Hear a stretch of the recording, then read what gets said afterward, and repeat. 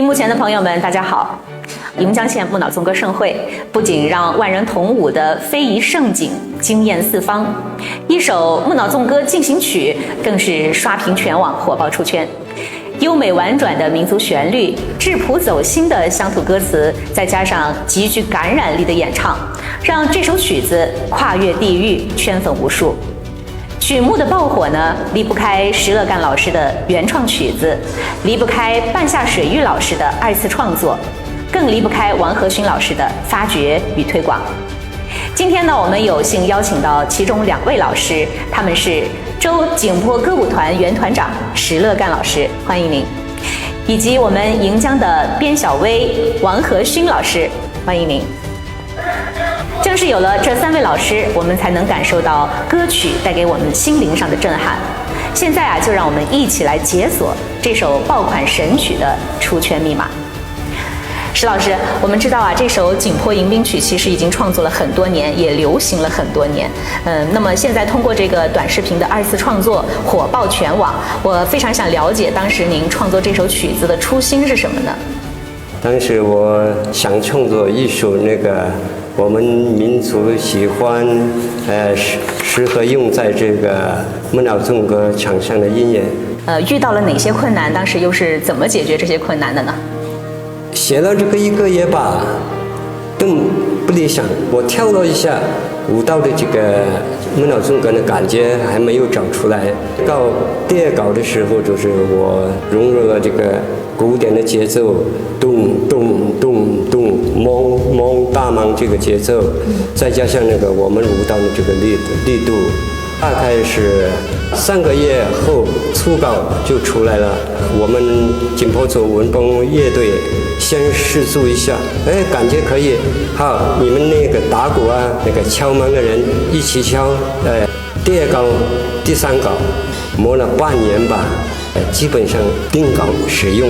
听您这样说的话，真的是非常不容易。当然，现在这首曲子呢，又借助我们的这个网络以及短视频平台啊，又再次的火爆起来了。这样的情况下，您有什么样的感想呢？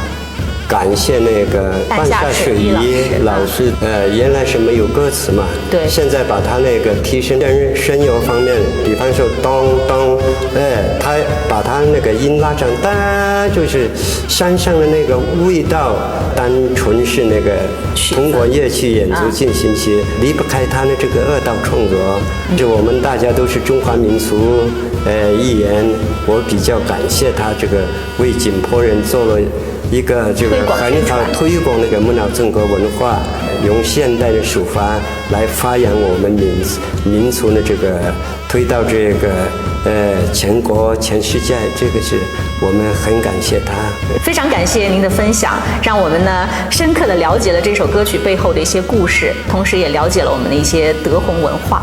欢迎大家来德宏亲身感受我们景颇木脑纵歌，欣赏我们德宏好山好水。好的，非常感谢您。下面我们向王和勋老师来了解一下，相信很多人都是和我一样非常好奇，这个火遍全国与这个木脑纵歌盛会又完美契合的木脑纵歌进行曲，您当时是怎么发现这首歌的呢？我们上一场木脑纵歌的时候，我拍了很多这个视频，所以呢想把我们这边的木脑纵歌呢，把它推广给更多人看到。所以在搜歌曲的过程当中呢，突然搜到了这个木脑纵歌进行曲，然后我一点进去过后啊，节奏感一下就来了。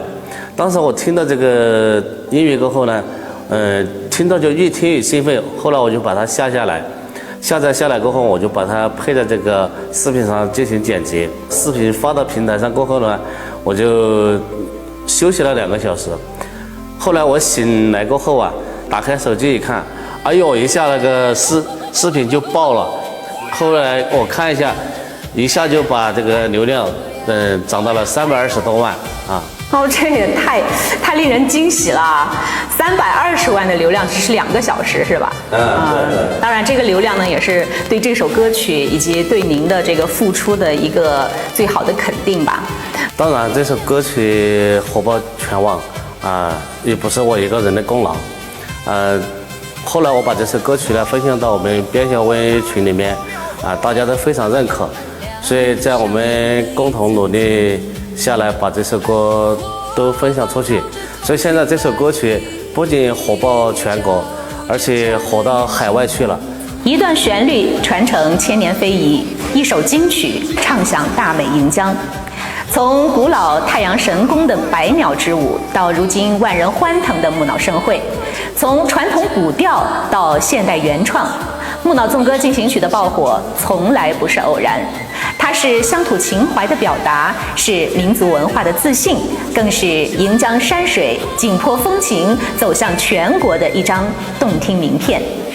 也期待未来有更多的创作人继续深耕本土、深耕非遗，用更多的优质原创作品讲好盈江故事，传播民族文化，让木脑纵歌的歌声越走越远，让大美盈江被更多人看见、听见、遇见。